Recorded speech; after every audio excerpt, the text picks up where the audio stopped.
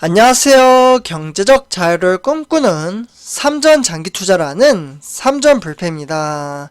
삼전불패 가족 여러분, 간밤에 잠은 잘 주무셨나요?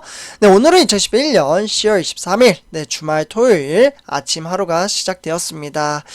일단 이제 어제 우리가 투자하고 있는 삼성전자 주가의 흐름세를 간단하게 좀 살펴보면 어제 소폭 좀 상승장을 보여주긴 했지만 아쉽게도 외국인의 매도세가 조금 이루어졌습니다. 외국인. 그래서 저 같은 경우에는 항상 말씀드렸다시피 외인들의 수급이 들어와야지만 주가는 무섭게 이제 상승한다라고 말씀을 드렸었는데요.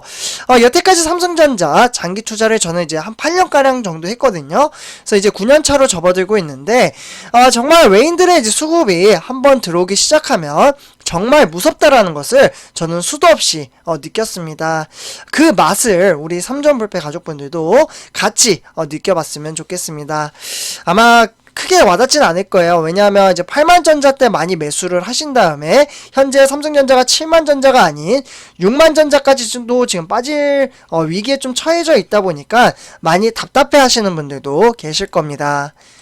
그러나 주가라는 것은 유동성이 있는 시장이고 외인들이 한번 들어오기 시작을 한다면 정말 무섭게 상승하는 종목이 삼성전자라고 말씀을 드릴 수가 있겠습니다. 그래서 오늘 이번 시간에는 이제 우리 삼전불패 가족분들에게 삼성전자가 1년 동안 정말 독해진 부분이 있습니다. 그래서 이제 전체적인 사업 현황과 그 사업을 통해서 신성장 동력을 얻을 수 있는 부분에 대해서 차근차근 한번 말씀을 드리도록 하겠습니다.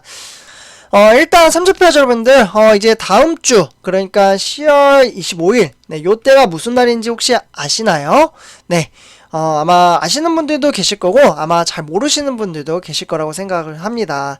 저는 이제 삼성에 대한 관심이 훨씬 많다 보니까 이건희 회장의 이제 별세 1주기를 맞는다라고 볼 수가 있겠습니다.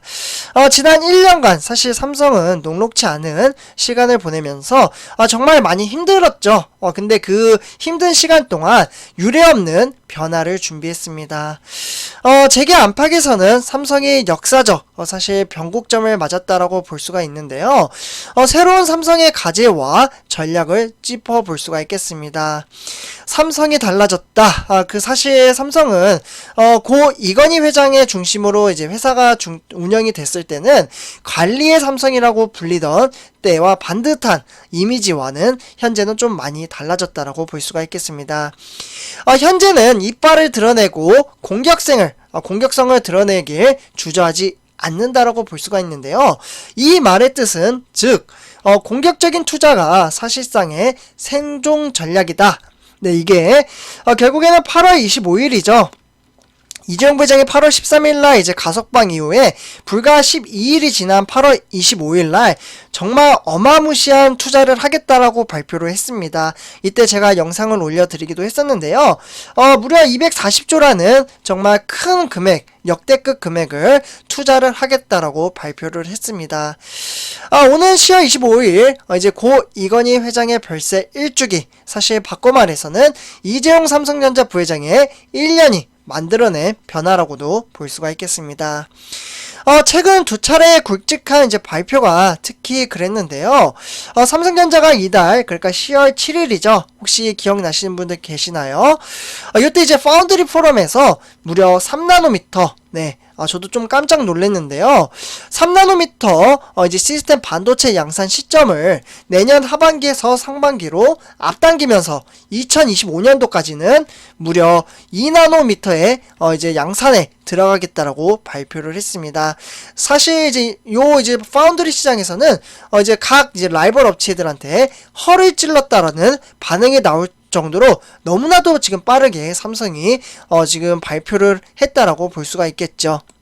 네, 그래서 현재 로드맵에 따르면 삼성전자는 내년 상반기까지는 1위 이제 경쟁업체 대만의 TSMC, 여기 지금 화면에 보이시죠? 삼전패 여러분들. 아마 대부분 삼성 삼성전자 투자하시는 분들 중에 제 방송을 보신 분들은 다 아실 거라고 생각을 합니다. TSMC가 52.9%, 삼성전자는 17.3%. 격차가 좀 많이 나 있어 보이긴 하죠. 그러나 10나노미터로 들어가면은 이 퍼센트지가 60대 40으로 바뀐다라는 부분도 아실 거라고 생각을 합니다. 네, 어쨌거나 지금 이제 업계 1위인 대만의 TSMC 같은 경우에도 기술면에서는 한 발 앞서게 된다라고 볼 수가 있겠고요. 그동안 TSMC의 시장 점유율 뿐만 아니라 기술에서도 한 수 아래라는 평가를 받으면서 이렇다 할 로드맵을 내놓지 못했던 삼성전자가 이번에 선전포고를 했다라고도 볼 수가 있겠습니다. 네, 선전포고. 그래서 이보다 이제 앞서 이제 8월 24일 이때 이제 발표한 240조 원의 투자 계획을 두고도 삼성의 변화가 드러난다라는 평가가 이어지고 있습니다. 2018년 이후에 3년 만에 대규모 투자 결정이라는 틀은 비슷하지만 사실 분위기는 다르다라는 평가가 나오고 있습니다. 네, 그래서 역대 이제 최대라는 수식어 외에는 결국에는 국내외 이제 비상 상황 또는 국가 이제 안보 산업으로 이제 급부상하면서 패권 경쟁 가열이나 뭐 이런 이제 가감 없는 부연 설명을 놓고 내부에서조차 이례적이라는 이야기가 나올 정도로 정말 놀랍다라고 볼 수가 있겠죠. 3년 전엔 사실 위기 상황을 이렇게까지 여과 없이 세세하게 드러낸 표현이 없었다라고 볼 수가 있겠고 2018년 요때 투자 계획이 경제 활성화 일자리 창출 이런 이제 방안을 토대로 타이틀을 발표를 한 데 이어서 이번 발표는 사실 코로나19 이후 미래 준비라는 이름이었던 점도 눈길이 끌고 있습니다. 지금 현재 위기론이 이건희 이제 회장의 트레이드 마크는 사실 전략이었다라는 점에서 큰 차이를 못 느끼는 이들도 있을 수는 있지만 최근에 삼성의 태도는 구체적인 진단과 그리고 목표를 이제 공격적으로 공개한다라는 점에서 이례적이라고 볼 수가 있겠습니다. 그렇기 때문에 고 이건희 회장이 2014년에 이제 쓰러진 뒤에는 이어졌던 분위기는 결이 좀 다르다라고 볼 수가 있겠는데요. 네, 그래서 지금 화면을 보시면 삼성투자 중장기 해가지고 3년간의 투자 계획이 지금 화면을 통해서 확인을 하실 수가 있겠고 3년 플랜에 대한 투자 규모 그리고 연구개발이나 투자 현황 이렇게 세부적으로 좀 큰 틀로 보실 수가 있겠습니다. 영국의 유력 이제 시사 이제 주간지인 이제 이코노미스트 여기서 좀 나온 내용은 삼성 최첨단 이제 반도체 패권을 노리다라는 제목으로 삼성이 경험한 적 없는 역사적 변곡점에 들어섰다라고 이야기할 정도로 현재 삼성전자는 저평가 받긴 하고는 있지만 결국에는 나중에는 올라올 대로 올라올 것이다라고 이야기를 하고 있습니다. 앞으로 1년에서 2년 네, 과연 어떻게 행보가 이어질지는 좀 궁금하긴 한데요. 미래는 모르는 거죠. 네, 그렇지만 현재 전망치로 봤을 때는 삼성전자뿐만 아니라 한국 경제에도 중대한 영향을 미칠 것으로 보고 있습니다. 네, 그만큼 삼성전자의 포지션이 상당히 크다라고 볼 수가 있겠고, 사업적으로 이제 하드웨어와 이제 우선주에 지켜온 삼성이 가치를 높이기 위해서는 애플의 서비스 사업 모델을 참고할 필요도 있다라고 볼 수가 있겠습니다. 그래서 이제 삼성이 삼성페이와 이제 삼성헬스 이런 것들을 넘어서 결국에는 반도체 부분에서도 차세대 메모리 플랫폼인 플랫폼이라고 하면 CXL이라고 하죠. 이 플랫폼을 기반으로 한 소프트웨어 개발 솔루션을 공개를 하는 등 종합 솔루션으로 한 걸음 내딛는 것과는 맞물린다라고 볼 수가 있겠습니다. 네, 그래서 사업 자체뿐만 아니라 결국에는 조직 문화에서도 상당한 성장통을 감수해야 하는 과정이 필요하고요. 결국에는 삼성의 정통한 재계에 따르면 이재용 이제 부회장의 그동안 내비쳤던 신중함보다는 좀 더 거침없는 면모를 좀 보여야 한다라고 조언은 했지만 이재용 이제 부회장 같은 경우 삼성은 이미 시동을 건 것으로 보고 있습니다. 그렇기 때문에 단락의 주가에 크게 우리 삼성불패 가족분들 흔들릴 필요가 없다라는 게 이러한 데서 나오는 거라고 저는 생각을 합니다. 한때 글로벌 IT 산업을 주름잡던 일본의 소니 혹시 기억나시나요? 아마 아시는 분들도 계실 거고 잘 모르시는 분들도 계실 거라고 생각을 하는데요.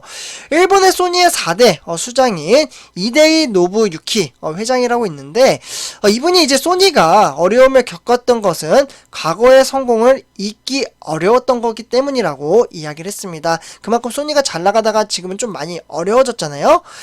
삼성이 앞으로 경험할 어려움은 어떻게 반도체나 휴대폰, 과거의 성공을 잊을 수 있을 것인가의 문제라고 이야기를 하기도 했습니다. 그러니까 과거에 너무 젖어있지 말고 미래 전망치를 넓게 보라는 거죠. 무조건 삼성이라고 잘 된다라는 보장이 없는 거라고도 볼 수가 있는 겁니다. 저는 이 부분에 대해서는 크게 동의를 합니다. 네, 어쨌거나 이재용 부회장이 지난해 신년 메시지로는 과거의 실적이 미래의 성공을 보장해주지 않는다라고 이야기를 했습니다. 네. 과거가 잘 나갔다고 미래에 잘 된다는 보장 없어요. 네, 그렇기 때문에 우리가 봐야 할 초점은 삼성이 무슨 사업을 하는지, 그 사업을 토대로 어떤 것을 얻을 수 있는지, 이러한 것들을 보셔야 된다라고 말씀을 드리고 싶습니다. 네, 그래서 삼성표자분들 오늘 이번 영상 여기서 마치도록 하고요. 제 영상이 도움이 되셨다면 구독과 좋아요 한 번씩 부탁드리겠습니다. 네, 감사합니다.